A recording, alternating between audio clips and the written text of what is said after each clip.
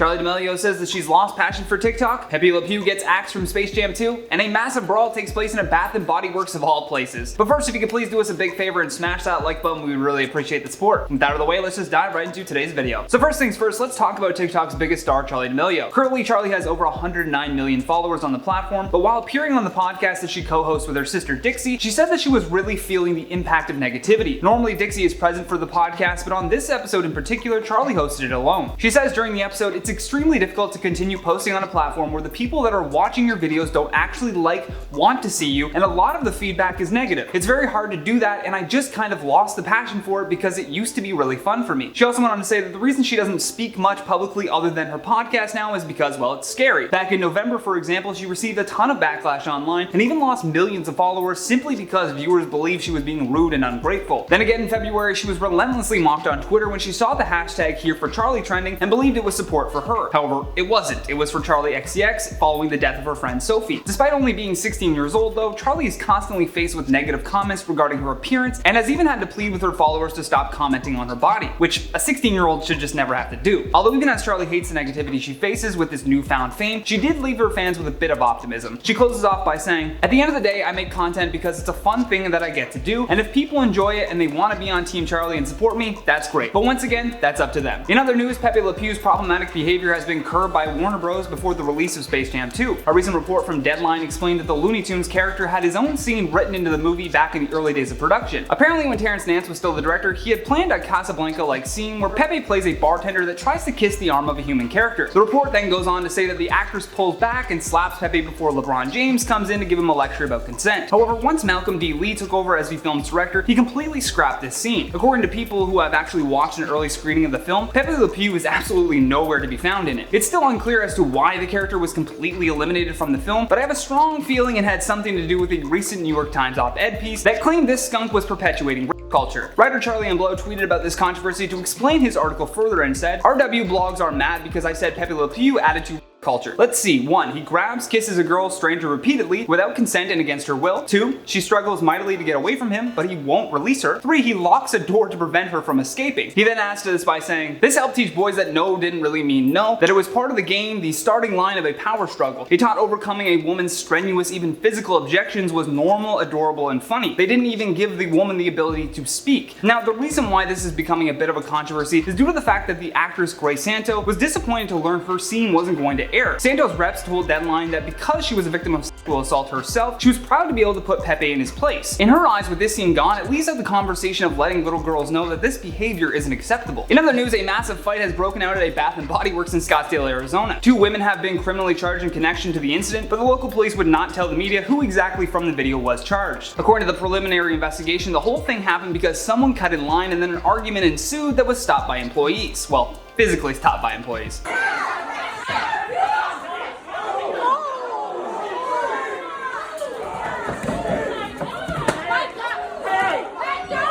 At some point when the Bath & Body Works employees tried to de-escalate the situation, somebody put hands on the other person and then all hell broke loose. In the video, you see a blonde woman and an employee start to fight as her co-worker rushes over to help. Then to make matters worse, another customer starts to get into a physical fight with another employee. Eventually, a male staff member comes over to break up the fight and orders the distraught customers to leave. But from another angle, it appears someone was able to capture the moments that actually led up to the fight. You see an older white woman was arguing with an African American woman who calls her trailer park trash, and then it just went all downhill from there.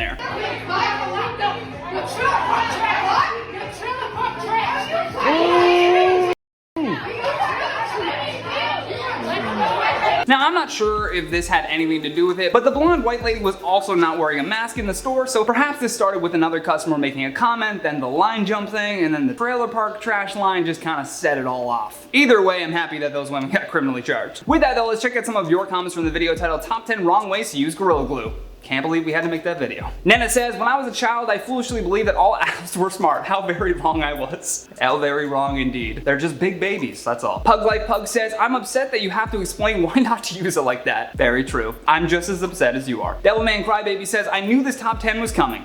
I mean, yeah, right?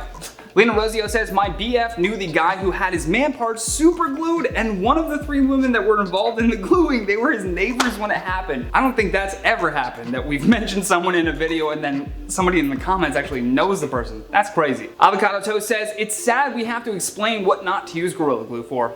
Yeah. Especially when Google exists. And, you know, the label on the package. Well, folks, that's all I have for you today. Thank you so much for watching. I've been your host, Johnny Rogers, and until next time, stay classy, YouTube.